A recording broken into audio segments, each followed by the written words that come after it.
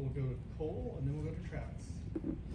Antonio, kind of just looking back at the film, what did you guys think you did especially really well in the secondary against Bryce Young? I think we did a good job limiting the amount of shots that we were able to take on us defensively. We know going into the game that's what they look for. They like to take the bombs, and I think we did a really good job of not allowing them to take the roof off the top of the defense. And then Nick Saban said last week that you can never you can never out-count a team that maybe is going through some struggles. How do you keep the momentum against a team like Missouri who maybe has seen some struggles themselves? Going into the game, we were struggling on both sides. So I feel like they're in the same boat as us. They have a point to prove. They have basically a chip on their shoulder. So we got to go into this week just as focused as we were going into last week. Let's go down front to Travis and then Brent. Yeah, what's made Edrin Cooper so successful this year so far? What have you seen from him and his ability to jump right in? Edrin is a crazy athlete. He's able to get sideline to sideline and be able to plug the gaps. Just being able to be in our playbook, understanding the plays and the concepts of the defense, and being able just to go out there and play ball. Well, and what was your favorite part? What was the memory that'll stick out to you the most about that game on Saturday? Just the overall feeling of winning, being in Alabama, Self making that crazy kick, just being able to be clutch and ice the game like that. Let's go down in front. Brent. Were you born and raised in Illinois? Yes, sir. Okay, so what brought you to Texas A&M ultimately? If you wouldn't mind just kind of taking us through your recruiting process. Just the relationship I built with Coach Elko and Coach Fisher.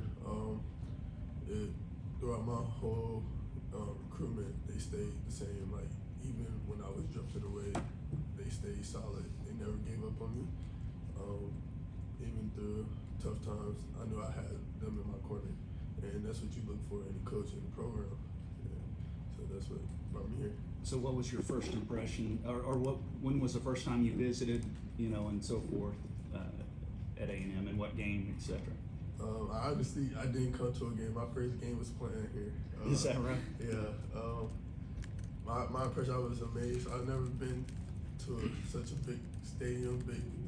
I always wanted to play football in Texas, so I knew Texas football was different, and everything just met my expectations. So.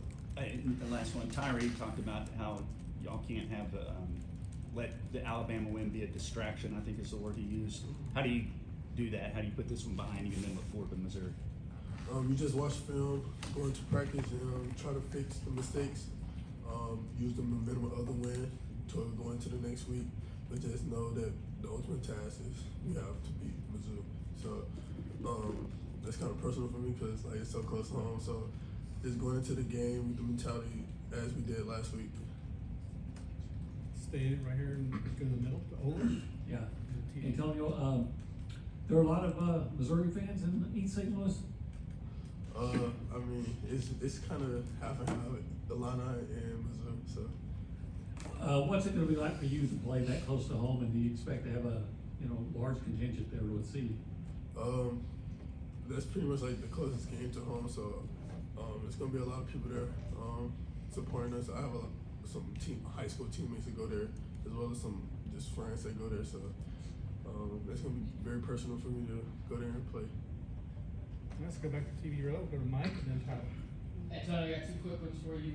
What was the most surprising reaction you got to Saturday's game? Or it's like someone who reached out that maybe you didn't expect, or something on social media you didn't expect? Just all the love that the 12th man showed after the game, when they stormed the field and just taking pictures with people. That was an amazing feeling, knowing that the 12th man was behind us like that, and it was just as excited as we were. And then secondly, you guys obviously played much better on Saturday than you had the previous two games. Is there still another level this team can take up, or is that the best kind of A&M we saw? Oh no, we most definitely have more levels to get to. Just more preparation, and like I said earlier, going into the film, identifying the mistakes, going to fix them, and just getting better each and every day.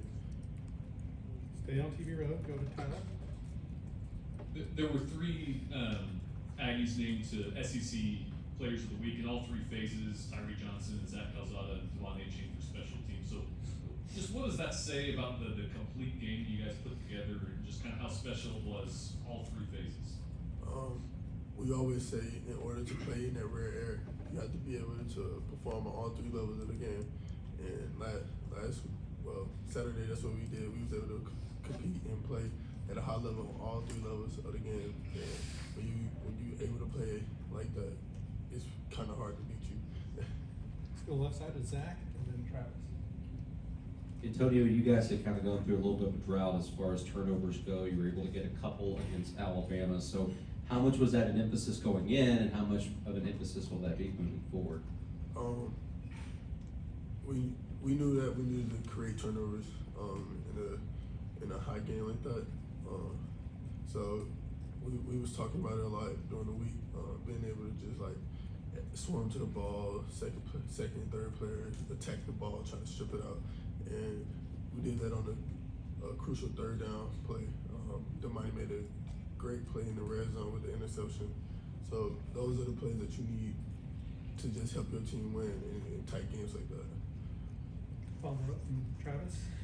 Yeah, I know you just said a few minutes ago that you always wanted to play in Texas. When did that start? How did you kind of realize that's how you wanted to play? What was the story behind that? I always wanted my mom to move to Texas so I could play football here because I knew football was just so big here. But through my recruitment, when I came and visited, like it sold me. I fell in love with the place. I fell in love with the 12th man. And now I'm here. Another follow up from Brent. Along those lines, and talking about Missouri and being personal, how much did the Tigers recruit you, and did you ever strongly consider them as well? They recruited me pretty strong. Yeah, I mean, being so close to Mizzou, it was easily to go up there and visit. So I was up there a lot, but I wouldn't say that I was strongly into them. Okay, so did you learn about Texas from just, the internet, things like that, or when was the first time you visited this state? I really haven't visited.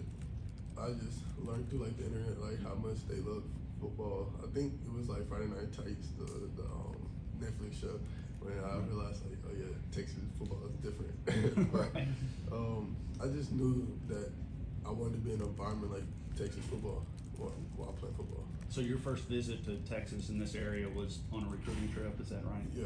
Okay. Thank you. No problem. All right, we'll wrap up with Cole right here in front. On the right. Brent kind of took one of my questions, but knowing how close you are and having that many fans in the stands that are going to be supporting you, does it make you play with a little bit of a bigger chip on your shoulder? I wouldn't say a big chip on my shoulder. I'd play the same if I didn't have any fans in the stands. I just do what I have to do to help my team win. If that's going out there and making plays or on the sideline cheering my teammates on, I do what I have to do to help my team win. All right, that's all we have for you. Thanks. Thank you. Thank you.